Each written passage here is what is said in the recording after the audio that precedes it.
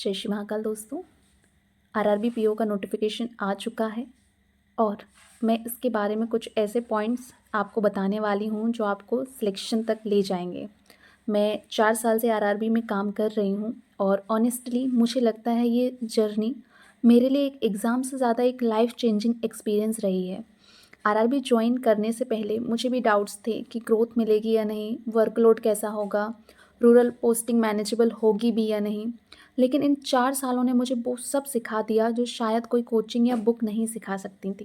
तो वही real experience मैं आप लोगों के साथ शेयर करने वाली हूँ और इस वीडियो में मैं आपके साथ शेयर करूँगी मेरी सिलेक्शन प्रोसेस का जो रियल एक्सपीरियंस रहा है, वो प्रिपरेशन के वो स्टेप जो आपको काम आएंगे, जो जब ज्वाइनिंग करने के बाद की जो रियल लाइफ रहती है आरआरबी में, और सबसे इम्पॉर्टेंट वो स्ट्रेटजी जिससे आप अपनी जर्नी को फास्ट ट्रैक कर सकते हैं।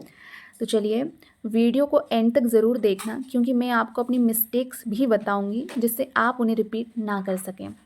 तो चलिए बिना देरी किए हम वीडियो स्टार्ट करते हैं।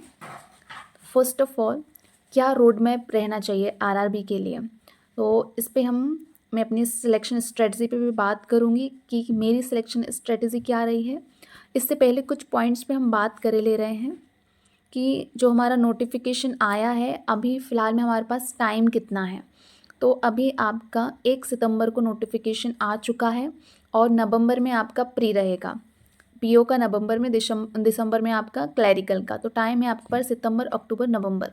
अपन सिर्फ 3 महीने ये सोच के चल सकते हैं कि हमारे पास सिर्फ 3 मंथ्स हैं। तो अगर आप ऑलरेडी एग्ज़ाम दे रहे हैं जैसे आईपीएस, पीओ, एसबीआई, तो आपको एक आइडिया लग गया होगा और आप बिल्कुल बिगिनिंग से स्टार्ट कर रहे हैं, तो दोनों चीज़ों की मैं आपको भी स्ट्रेटजी बताऊंगी कि आपको कैसे प्रिपेयर करना है जिससे आपका फाइनल सिलेक्शन हो आरआरबी में।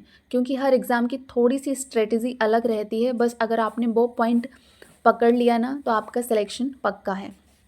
नेक्स्ट, इसमें हम एज की बात कर लें तो एज क्लैरिकल में आपको 18 ईयर्स टू 28 ईयर्स चाहिए है और ऑफिसर में 18 टू 30 ईयर्स होना चाहिए। नेक्स्ट, इसका जो एग्ज़ाम पैटर्न है प्री का, वो बहुत इम्पॉर्टेंट है। रीजनिंग और न्यूमेरिकल एबिलिटी जो मेन स्कोरिंग है, अगर आप इंग्लिश में भी इंग्लिश आपकी एवरेज है तो, और रीजनिंग और न्यूमेरिकल एबिलिटी पर आपकी कमांड है, अदर एग्ज़ाम्स में इतना अच्छा स्कोर नहीं आप आया अगर आपका, तो ये एग्ज़ाम आपके लिए बहुत ही अच्छा है। मैं ऐसा क्यों कह रही हूँ, क्योंकि आप खुद सोचिए, जब 3 सेक्शन रहते हैं, अगर उसमें इंग्लिश में बच्चा 30 आउट ऑफ 28 मार्क्स, 25 मार्क्स ला रहा है और उसके न्यूमेरिकल एबिलिटी में 25 अराउंड आ रहे हैं, रीजनिंग में 30+ आ रहे हैं, और फिर अगर आपकी बात करें तो आप अराउंड 50 टू 20 मार्क्स इंग्लिश में ला रहे हैं और न्यूमेरिकल रीजनिंग में सेम ला रहे हैं, तो यहाँ पर ऑटोमेटिक जिसकी इंग्लिश अच्छी है वो आईबीपीएस, पीओ, एसबीआई, पीओ इनमें फ़ाइट कर लेगा आप इंग्लिश के बेसिस पे। लेकिन अगर आरआरबी की बात करें तो आरआरबी में इंग्लिश का कोई रोल नहीं रहता है, यहाँ सिर्फ और सिर्फ आपकी रीजनिंग और क्वांट चेक की जाती है। तो यही मेन स्ट्रेटजी जो मैं आप लोगों के साथ शेयर करने वाली हूँ कि मैंने कैसे इसके लिए प्रिपेयर किया था। तो मेरी स्ट्रेटजी ये थी कि मैंने रीजनिंग और न्यूमेरिकल एबिलिटी पर बहुत काम किया था, इस पर एक्यूरेसी और स्पीड। जब मैं टेस्ट लगाती थी तो क्लैरिकल के टेस्ट मैंने लगाए तो उसमें अराउंड 75+ मेरे मार्क्स आते थे और लास्ट तक स्पीड इतनी अच्छी हो चुकी थी कि रीजनिंग में मुझे 1-2 मिनट का टाइम भी मिल जाता था, ऐसे ही मैथ्स में मिल जाता था। ओवरऑल परफॉर्मेंस भी मैंने अपने स्कोर कार्ड भी शेयर किए हुए हैं एक वीडियो में, जहाँ मेरे मार्क्स 75 अराउंड थे क्लैरिकल में, और पीओ में भी मेरे 10 टू 15 मार्क्स प्रीलिम्स में ज़्यादा रहे हैं, तो ये काफ़ी अच्छा स्कोर माना जाता है। मेंस में 20 मार्क्स अबव थे आरआरबी पीओ में, और इसकी सिर्फ और सिर्फ एक ही रीज़न सबसे बड़ा था, मेरी मैथ्स और रीजनिंग दोनों अच्छी थी, और प्लस मेरी लास्ट तक मैंने इस पर बहुत मॉक टेस्ट लगाए, बहुत ज़्यादा प्रैक्टिस की, जिससे मेरी स्पीड भी बनी रही और एक्यूरेसी भी ठीक रही। तो आपको भी बस यही करना है कि जो आपकी रीजनिंग और क्वांट है, इनको एक मॉडरेट लेवल पर आपको प्रैक्टिस अच्छी कर लेनी है, इससे आपका प्री इजीली क्लियर हो जाएगा। अब हम इस पे मेंस की बात करें तो देखिए, हमें सिलेक्शन कहाँ से मिलेगा? वो मिलेगा मेंस सेक्शन से। तो मेंस की स्ट्रेटजी आपको लेकर चलनी पड़ेगी। तो यहाँ पर जैसे पैटर्न दोनों का सेम है, reasoning 40 question 50 marks and numerical ability 40 question 50 marks. तो आप समझ रहे हैं 100 मार्क्स आपके यहाँ से कवर अप होंगे। और इसका जो कट ऑफ जाता है वो अराउंड 90 to 100, 80 to 100 इसके बीच में वेरी करता है ईयर टू ईयर। वो डिपेंड करता है पेपर के कितना उसका लेवल पर डिपेंड करता है। तो आप ये समझ रहे हैं यहाँ से सिर्फ और रीजनिंग और क्वांट से ही आपके 100 मार्क्स कवर अप हो रहे हैं। लेकिन ऑब्वियसली कि यहाँ से 100 मार्क्स कवर हो रहे हैं तो इतना ईजी तो होगा नहीं। इसकी जो क्वांट आती है आरआरबी पीओ की, वो उसका लेवल भी काफ़ी अच्छा रहता है। लोग ईजिली अच्छा स्कोर नहीं कर पाते हैं। जिनने काफ़ी अच्छी मेहनत कर रखी होती है उनके 20 से 25 मार्क्स इसमें आते हैं। तो आपको फोकस ये करना है कि एटलीस्ट 20 मार्क्स तो हमारे इसमें आएँ। और रीजनिंग में तो आप जितना बेटर कर सकें। इसके लिए मेन स्ट्रेटजी आपका प्री क्लियर होने के बाद आपको मेंस के मॉक्स देने हैं। मैं हर एक दिन छोड़कर मेंस के मॉक्स देती थी और प्लस एक दिन उसका एनालिसिस करने पे फोकस करती थी। और जो भी मेरे कॉन्सेप्ट रहते थे, करंट अफेयर्स, कंप्यूटर, उस पे कमांड करती थी। कंप्यूटर, इसके लिए आपको करंट अफेयर्स भी अभी से लेकर चलना है। अगर आप फाइनल सिलेक्शन पर फोकस कर रहे हैं तो आपको करंट अफेयर्स भी अभी से अब स्टार्ट कर देना पड़ेगा monthly. Plus computer knowledge, computer को आप चाहें तो अभी फ़िलहाल के लिए स्किप कर सकते हैं। अभी आप मैथ्स, रीजनिंग और करंट अफेयर्स 3 चीज़ें लेकर चलें, जिससे आपका प्री पे कमांड होगी अच्छे से। प्री आपका क्लियर करना है आपको। प्री में आपने मैथ्स रीजनिंग कवर अप कर ली तो वो आपके मेंस में भी काम आने वाली है।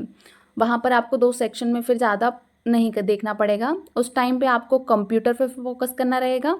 और हाँ, हिंदी के लिए कुछ वीडियोस डले हुए हैं। हर्षल अग्रवाल सर ने कुछ कराए हैं, तो आप उनके वीडियोस ज़रूर देखना, क्योंकि उन्होंने हिंदी को थोड़ा सा एक अलग वे में बताया है जो एग्ज़ाम में फंसता है। और इंग्लिश का तो जो अभी तक जो आप प्रिपेयर कर रहे हैं अदर एग्ज़ाम्स से, वैसा ही आप उसको कंटिन्यू रखें अगर आप इंग्लिश सेलेक्ट कर रहे हैं। करेंट अफेयर्स की बात करें तो करेंट अफेयर्स आप अगर डेली बेसिस पे कर पा रहे हैं तो बहुत ही अच्छा है। और अगर आप डेली बेसिस पर नहीं कर पा रहे हैं तो आप उसको वीकली जो पीडीएफ्स रहती हैं उनको 2 से 3 बार एटलीस्ट आप रिवाइज़ कीजिए। अगर हम दिसंबर में फरवरी में जैसे क्लैरिकल का मेंस है और दिसंबर में रहेगा आपका पीओ का, तो आपको 4 से 6 महीने का करंट अफेयर्स लेकर चलना है। 4 महीने का काफ़ी अच्छे से करना है और लास्ट के 2 मंथ्स को भी थोड़ा सा रिवाइज़ करना है। अगर आपका पीओ और एसबीआई चल रहा होगा साथ में तो आप करंट अफेयर्स प्रिपेयर कर रहे होंगे। और अगर नहीं कर रहे हैं तो अभी से हल्का फुल्का उसको देखते चलें, क्योंकि फिर एंड मोमेंट पे इतनी सारी चीज़ें कवर अप नहीं हो पाती हैं। तो ये हमारी स्ट्रेटजी हो गई कि रीजनिंग और क्वांट आपको अभी से इस पर मॉक टेस्ट प्लस एनालिसिस, अगर कोई टॉपिक आपका क्लियर नहीं है तो उसको आप वीडियो लेक्चर से क्लियर कर लीजिए। टॉपिक डालिए, जो भी टीचर से आपको बेस्ट लगता है आप उससे वो वीडियो देखकर अपना कवर अप कर लीजिए और उसके प्रैक्टिस टेस्ट लगाइए प्लस उनका एनालिसिस कीजिए। ये आपके प्री और मेंस दोनों में हेल्पफुल रहेंगे। कंप्यूटर का आपको जब आपके मैथ्स रीजनिंग में अच्छे मार्क्स आने लगें प्री के टेस्ट में, तो आप साथ साथ में करंट अफेयर्स प्लस थोड़ा बहुत कंप्यूटर नॉलेज भी लेकर चल सकते हैं। तो यही है इस एग्ज़ाम को क्लियर करने की स्ट्रेटजी। यही स्ट्रेटजी मैंने फॉलो की थी। यस, मेरा आरआरबी पीओ का मेंस भी क्लियर है, आरआरबी क्लैरिकल में मैं सिलेक्टेड हूँ। हाँ, फाइनल मेरी जो मिस्टेक रही, मेरा इंटरव्यू में मार्क्स जो मेरा 2 बार फाइनल सिलेक्शन रुका है 0.8 से। आप समझ सकते हैं 0.8 से फाइनल सिलेक्शन 2 बार रुकना कितनी बड़ी बात होती है। एक बार मेरा रुका था मेंस, मेरे में 20 मार्क्स अबव थे, लेकिन मेरा इंटरव्यू अच्छा नहीं गया था, वो फर्स्ट टाइम था। और सेकंड, जब मैं जॉब कर रही थी उसके 1 साल बाद मैंने जब एग्ज़ाम दिया था तो मेरे इंटरव्यू में मार्क्स काफ़ी अच्छे थे, लेकिन मेंस के टाइम पर मैं प्रिपेयर नहीं कर पाई थी अच्छे से, तो मेरे मेंस में मार्क्स कम थे। तो ये मेरा बैड लक मैं कह सकती हूँ, लेकिन होप सो जो भी होता है अच्छे के लिए होता है। आरआरबी में मुझे यहाँ रहकर मेरी होम पोस्टिंग मिली है, मेरे घर से मैं बहुत पास हूँ, तो वो मेरे लिए तो मुझे इतना कोई रिग्रेट नहीं है। इसमें भी सेटिस्फाई हूँ। जेब कैप क्लियर करके मैं ईज़िली अभी 1 साल में पीओ बन जाऊँगी, तो उतना इशू नहीं है। बाकी का आपको मैं आरआरबी में क्या वर्क एनवायरनमेंट है, क्या टाइमिंग है, इससे रिलेटेड भी मैं आपको सारी डिटेल्स बताती रहूँगी। एंड गाइस, आरआरबी एक अच्छा ऑर्गेनाइजेशन है। यहाँ पर वर्क प्रेशर थोड़ा सा अदर पब्लिक सेक्टर बैंक्स के कंपैरिजन में लो है। टाइमिंग भी ठीक है, सबसे बड़ी जो इम्पॉर्टेंट चीज़ है वो है आपकी होम पोस्टिंग।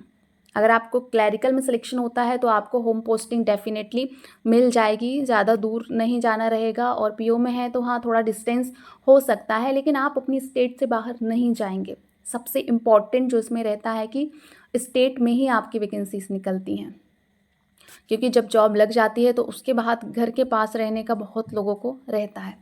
नेक्स्ट इसमें हम एजुकेशनल क्वालिफिकेशन देखें तो इसमें सिर्फ बैचलर डिग्री चाहिए आपको, उसका भी कुछ मार्क्स इन्हें डिसाइड नहीं किए हैं, ओनली ग्रेजुएशन। हाँ, अब थोड़ा सा हम इसके कट ऑफ पर बात कर लें तो ये रहा हमारा आरआरबी पीओ का प्रीलिम्स का कट ऑफ है लास्ट 3 इयर्स का।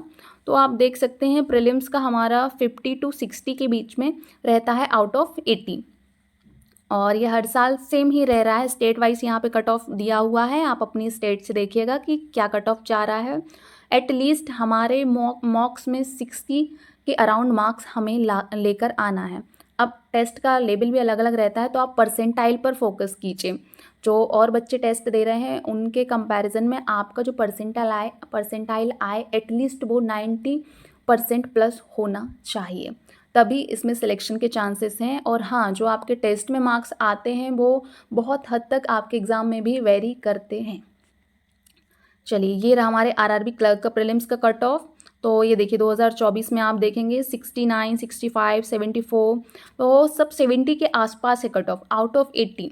वेस्ट बंगाल का तो 77.5 गया है ना। अब एमपी का देखें 70, मेघालय का 72, यूपी का 69, ऑलमोस्ट 70 अराउंड ही है कट ऑफ।